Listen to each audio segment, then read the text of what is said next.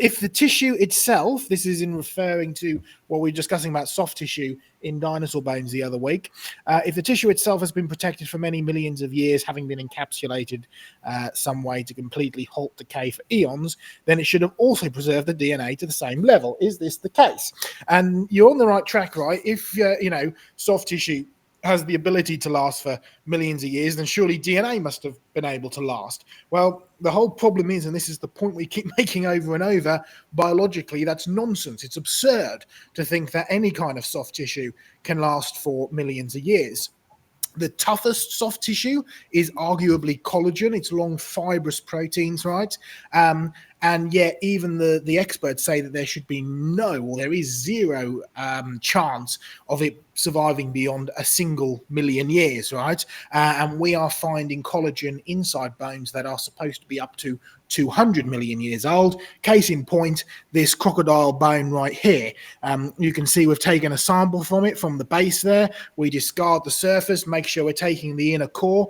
And not only do we identify collagen out of this, right, using mass spectrometry, we've gone one step further into proteomics. And I've just been writing up a rather important paper on this just today. Proteomics, basically sequencing the proteins. Okay, so you look for peptides, you look for matches in the peptides, and you run that through a database.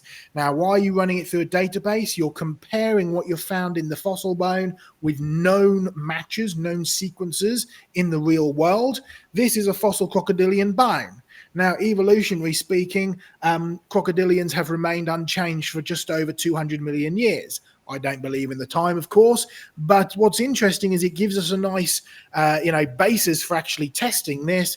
We have been able to go into the proteomics. You're not quite reading the DNA, but you're reading the translation of the DNA that the mRNA has transcribed on the protein, right? And you're matching that sequence. And so what you're dealing with this is a fossil crocodilian bone, supposedly 200 million years old, and it matches with the Chinese crocodile, it matches with the saltwater crocodile, and it matches with the Nile crocodile. In other words, 3 modern crocodilians match with this fossil crocodilian. So number one, yes, there is enough, not quite DNA, but you're close enough to it, basically. The code is still there, the code is still preserved, and that's inherently fragile. You're not only able to read it, you're able to match it to modern creatures. And what's the other point? Well, this crocodile hasn't evolved because it matches the 3 modern ones, and it's as simple as that. I'll cut it off there. I would add, one of the interesting things when they started finding the soft tissue and they started finding blood and collagen, they proposed that, well, it's the potassium in the bones, blood is rich in it.